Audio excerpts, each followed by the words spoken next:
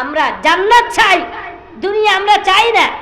দুনিয়া যারা চায় এদের কপালে যা আছে কিন্তু এতটুকু পাবে, বেশি পাবে না।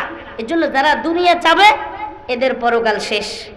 আর যারা আখিরাতের জন্য নেক আমল করবে, আল্লাহকে সন্তুষ্ট করার জন্য নেক আমল করবে, বুজুর্গানে দিন যারা ছিল তারা তো দুনিয়া পাওয়ার জন্য নেক আমল করে নাই, তারা জান্নাতের আশাও নেক আমল করে নাই, তারা আল্লাহকে পাওয়ার জন্যই নেক আমল করছেন। কি বলেন, কথা ঠিক না? আব্দুল কাদের জিলানী রহমতুল্লাহি আলাইহি কেমন আল্লাহর প্রেমিক ছিল।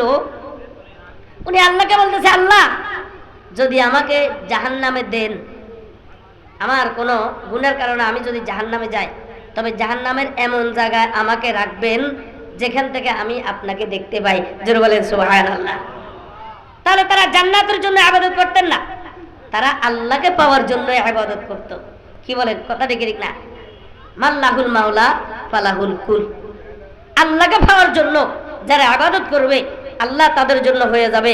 আল্লাহ যার হবে তাহলে পৃথিবী তার। কি বলেন, কথা ঠিক না? আরো যারা ঠিক ঠিক না? এই জন্য মুহতারাম হাজরিন, আমরা নেক আমল করব জান্নাতের আশায়, শুধু জান্নাতের আশা নয় বরং মাওলা পাককে পাওয়ার আশায়। দুনিয়া আসার জন্য, দুনিয়া পাওয়ার জন্য আমরা নেক আমল করব না।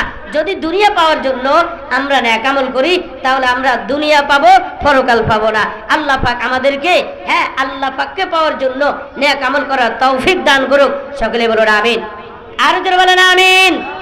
5 নাম্বার, যারা আল্লাহ পাকের বিধি বিধানকে পছন্দ করবে না, আল্লাহ পাকের বিধি বিধানকে কি করবে না বলেন, পছন্দ করবে না। এমনও মুসলমান আমাদের দেশে আছে, এমনও ইমানদার আমাদের দেশে আছে, নামদারি ইমানদার, বিভিন্ন আল্লাহ পাকের বিধি বিধানকে অস্বীকার করে, বিধি বিধানকে অপছন্দ করে। আল্লাহ পাক এই বিধানটা কেন দিছে? সুদের কথা, আল্লাহ পাক সুদকে কেন হারাম করছে? এটা না করলে তো ভালো হতো। আল্লাহ পাক মাতা পিতার রেখে যাওয়া সম্পত্তির মধ্য থেকে তাদের যে সমস্ত সন্তানাদি আছে তাদের মধ্য থেকে যারা ছেলে, এরা সম্পত্তির মধ্যে থেকে এরা পাবে 2 ভাগ আর মেয়ে পাবে 1 ভাগ। এখন কোনো মেয়ে যদি প্রশ্ন করে বসে, নারীরা যদি প্রশ্ন করে যে দূর, আল্লাহর এই আইন আমরা মানি না, আল্লাহ পাক এই আইন কেন করছে, আমরা কেন 1 ভাগ পাবো, আর আমার ভাই পুরুষ সে কেন 2 ভাগ পাবে, আমরা আল্লাহ পাকের এই আইন আমাদের অপছন্দনীয়, তাহলে তাদের সমস্ত আমল বরবাদ, তাদের ঈমানও বরবাদ। কি বলেন, কথা ঠিক না? আরো বলা ঠিক কি ঠিক না? এই জন্যে ঈমান কাকে বলে? ঈমান বলা হয় যারা আল্লাহ পাকের সকল বিধি বিধানকে সেই বিধি বিধান আমার পক্ষে হোক আর বিপক্ষে হোক, আমার দলের পক্ষে হোক আর বিপক্ষে হোক, আমার দলের বিপক্ষে হলে আমার কাছে খারাপ লাগে যে আইরে এটা কেন আমার দলের পক্ষে বিপক্ষে গেল, এটা কেন আমার দলের পক্ষে হলো না। রাজনীতি, আমরা রাজনীতিকে অপছন্দ করি। কিছু কিছু লোকজন আছে কয় হুজুররা কেন রাজনীতি করে। কি বলেন, বলে কি বলে না? যদি তারা এ প্রশ্ন করে থাকে তাহলে তাদের ঈমানটা পরিপূর্ণ নাই, তারা প্রকৃতপক্ষে মুসলমান হতে পারে নাই, তারা প্রকৃতপক্ষে ঈমানদার হতে পারে নাই। কারণ কোরআন শরীফ আল্লাহ বলেন, আল-ইয়াউমা আকমালতু লাকুম দীনাকুম ওয়া আতমামতু আলাইকুম নি'মাতি ওয়া রাযীতু লাকুমুল ইসলাম দীনা। আল্লাহ বলেন দ্বীনকে আমি পরিপূর্ণ করেছি। কোরআন আমাদের জন্য পরিপূর্ণ, এটার মধ্যে কোনো কিছু নাই। এই কোরআন রাষ্ট্র কিভাবে চালাবে, কোরআনে আছে কি নাই? আরো যারা বলেন আছে কি নাই? আছে। তাহলে রাষ্ট্র চালাতে হলে রাজনীতি করতে হবে। এখন যারা বলে হুজুররা কেন রাজনীতি করে, আরে বেকুব, রাজনীতি তো করবে হুজুররাই। কারণ পাবলিক রাজনীতি করার কারণে আজকে দেশের 12টা বাজে। যদি হুজুররা রাজনীতি করে সংসদে যেতে পারতো, তাহলে হুজুররা দেশটাকে কোরআন অনুযায়ী চালাতো, তাহলে আমাদের দেশটা সুন্দরভাবে চলতো। চোর, বাটপার, ডাকাত, সন্ত্রাসী এগুলা আমাদের দেশে আর থাকতো না। দুর্নীতিবাজ, চাঁদাবাজ এগুলা আর আমাদের দেশে থাকতো না।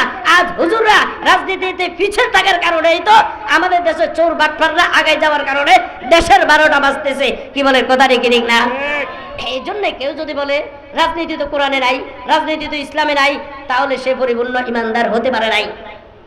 এই জন্য মুহতারাম হাজিরিন, তাহলে 5 নম্বর বলেছিলাম যে আল্লাহ পাকের এই বিধান আমি পছন্দ করুন, ওই বিধান আমি পছন্দ করবো না, না, এমন হলে হবে না।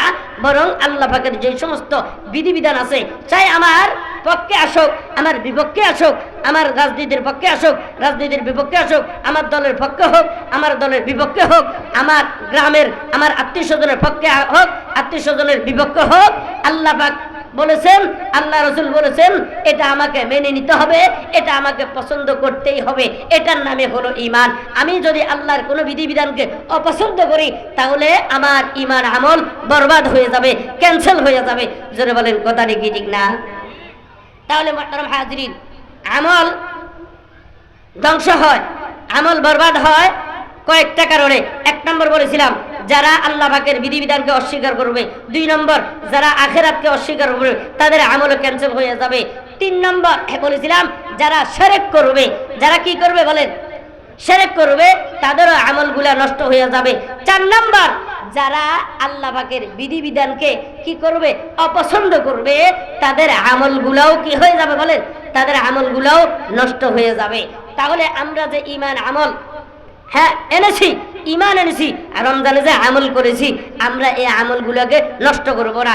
আর নষ্ট কি কি কারণে হয় তাও বলেছিলাম। 1 নম্বর আমাদের যে করণীয়, 1 নম্বর করণীয় হলো আমরা আমলগুলোকে কি করব না বলেন, নষ্ট করব না। 2 নম্বর, আমরা হেদায়েতের পরিবর্তে পথভ্রষ্টতাকে বেছে নিব না। কি নিব না বলেন, হেদায়েতের পরিবর্তে পথভ্রষ্টতাকে বেছে নিব না। এই মর্মে আল্লাহ রাব্বুল আলামিন বনি ইসরাইলের এক ব্যক্তির ঘটনা আল্লাহ পাক নকল করে বলেন, আল্লাহ পাক আল্লাহ রাসূলকে সম্বোধন করে বলেন, ওগো নবীজি, আপনি আপনার উম্মতদেরকে বনি ইসরাইলের এক ব্যক্তির কথা শুনিয়ে দেন, যেই ব্যক্তি ছিল অত্যন্ত বুজুর্গ, অত্যন্ত বড় আলেম, মুস্তাজাবুদ দাওয়াত ছিল। মুস্তাজাবুদ দাওয়াত কাদেরকে বলা হয়? যাদের দোয়া কবুল হয় তাদেরকে বলা হয় মুস্তাজাবুদ দাওয়াত। ওই ব্যক্তির দোয়া আল্লাহ পাক কবুল করতেন, যার নাম হলো বালআম ইবনে বাউরা। এই বালআম ইবনে বাউরা, তার দোয়া কবুল হতো। সে বড় বুজুর্গ ছিল, অনেক বড় আলেম ছিলেন, অনেক বড় জ্ঞানী ছিল। কিন্তু লোকজন আসি তার কাছে বলতেছে যে, হে বালআম ইবনে বাউরা, আপনি তো আল্লাহর ওলি, আপনি তো মুস্তাজাবুদ দাওয়াত, আপনি আল্লাহর কাছে যা বলেন তাই আল্লাহ পূরণ করে, আল্লাহ কবুল করে। আপনি আমাদের এলাকার জন্য একটু দোয়া করেন। মূসা আমাদের এলাকার উপরে আক্রমণ করবে, আপনি মূসার বিরুদ্ধে আল্লাহর কাছে বলেন, যাতে করে মূসা এবং তার বাহিনীরা ধ্বংস হয়ে যায়। আপনি যদি মূসার বিরুদ্ধে বদদোয়া করেন তাহলে মূসা অটোমেটিক ধ্বংস হয়ে যাবে। যারা বলেন না নাউযুবিল্লাহ। এখন এই কথা শোনার পরে বালআম ইবনে বাউরা আল্লাহর কাছে বলতে, আল্লাহ, কিছু সংখ্যক লোক এসে আমার কাছে বলতেছে আমি মূসা নবীর বিরুদ্ধে বদদোয়া করতাম। আল্লাহ করতাম না। আল্লাহ বলছে, খবরদার, মূসা নবীর বিরুদ্ধে বদদোয়া করিও না, কারণ সে হলো নবী। সে, তার বিরুদ্ধে যদি তুমি বদদোয়া করো তাহলে তো সে ধ্বংস হবে না, তুমি নিজে ধ্বংস হয়ে যাবা। কি বলেন, কথাটা কি ঠিক না? এই জন্য মুসলমান ভাইরা আমার, যাত্রার পিছনে সমালোচনা করা যাবে না, যাত্রার জন্য বদদোয়াও করা যাবে না। কি বলেন, আদায় ব্যাপারে জাহাজের খবর নয়, তার মাফলুকত দূরে। হে আবার আলেম ওলামার পিছনে বদদোয়া করে, আলেম ওলামার জন্য বদদোয়া করে, আলেম ওলামার সমালোচনা করে। এই জন্য যাত্রার সমালোচনা করা যাবে না, যাত্রার গীবত শিকায়ত করা যাবে না, যাত্রার জন্য বদদোয়া করা যাবে না। আমি যাদের জন্য, এমন ব্যক্তির জন্য যদি আমি বদদোয়া করি, এমন ব্যক্তির সমালোচনা করি যার সাথে আল্লাহর সম্পর্ক, তাহলে তার কিছু হবে না, বরং আমার নিজের ক্ষতি হয়ে যাবে। কে বলেন, কথাটা কি ঠিক না? এই জন্য বালআম ইবনে বাউরা আল্লাহর কাছে বলছে, আল্লাহ, মূসা নবীর বিরুদ্ধে আমি কি বদদোয়া করতাম নি? আল্লাহ বলছে, না, বদদোয়া করলে তুমি ধ্বংস হয়ে যাবে। বদদোয়া করে নাই। লোকজন, সে বলছে লোকজনের কাছে যে, না, আমি মূসা নবীর বিরুদ্ধে বদদোয়া করতে পারবো না। তারপর কিছুদিন পরে আবার আসছে, এবার আসতে হাদিয়া তোফা নিয়ে আসছে বালআম ইবনে বাউরার জন্য, এবং তার স্ত্রী বালআম ইবনে বাউরার সুন্দর স্ত্রীর কাছে যাইয়া বলতেছে যে, আপনি আপনার স্বামীকে বলেন মূসা নবীর বিরুদ্ধে যাতে করে আল্লাহর কাছে একটু বদদোয়া করে। মূসা নবী না হয়ে আমাদের উপর আক্রমণ করবে, আমরা ধ্বংস হয়ে যাব। এখন বালআম ইবনে বাউরার স্ত্রী বালআম ইবনে বাউরাকে বলতেছে যে, আপনি মূসা নবীর বিরুদ্ধে একটু বদদোয়া করেন, অসুবিধা কি? কয় না, মূসা নবীর বিরুদ্ধে বদদোয়া করা যাবে না। কয় না, কোনো অসুবিধা নাই, আপনি বদদোয়া করেন, কোনো সমস্যা না। আপনি যদি বদদোয়া না করেন তাহলে আমি আপনার ঘর করবো না, আপনার সংসার আমি থাকবো না। এখন বালআম ইবনে বাউরা চিন্তা করলো, আমার এত সুন্দরী স্ত্রী, সে যদি আমার কাছে না থাকে অনেক ধন সম্পদের লোভ দেখাইছে, অনেক ধন সম্পদ অনেক কিছু তাকে দিয়েছে। এখন বালাম ইবনে বাউরা চিন্তা করলো, আমার স্ত্রী যদি আমার কাছে না থাকে, চলিয়ে যায়, তাহলে আমার জীবনটা তো বরবাদ। যখনই তার স্ত্রী বলছে, ধন সম্পদের লোভে পড়ে স্ত্রীর কথায় সে মুসা নবীর বিরুদ্ধে বদদোয়া করছে। জোরে বলেন নাউজুবিল্লাহ। মুসা নবীর বিরুদ্ধে বদদোয়া করার সাথে সাথে আল্লাহ পাক তাকে কুকুরের মতো বানাই দিয়েছে। জোরে বলেন নাউজুবিল্লাহ। কুকুরের যেরকম জিহ্বা বের হয়ে যায়, তারও এরকম জিহ্বাটা বের হয়ে গেছে। এখন তার জিহ্বাটা লটকে আছে কুকুরের মতো। তো এটা কেন হয়েছে? সে ছিল, আল্লাহ পাক বলেন ওয়ালাউ শিনা লারাফানাহু বিহা ওয়ালাকিন্নাহু আখলাদা ইলাল আরদি।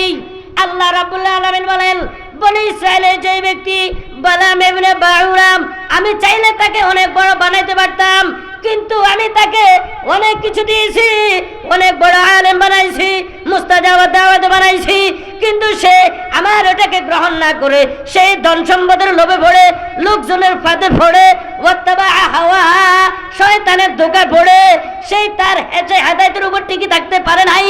আমার মুসা নবীর বিরুদ্ধে বদদোয়া করেছে। এই মুসা নবীর বিরুদ্ধে বদদোয়া করার কারণে সে ধ্বংস হয়ে গেছে। আমি আল্লাহ তাকে কুকুরের মতো বানাই দিয়েছি। জোরে বলে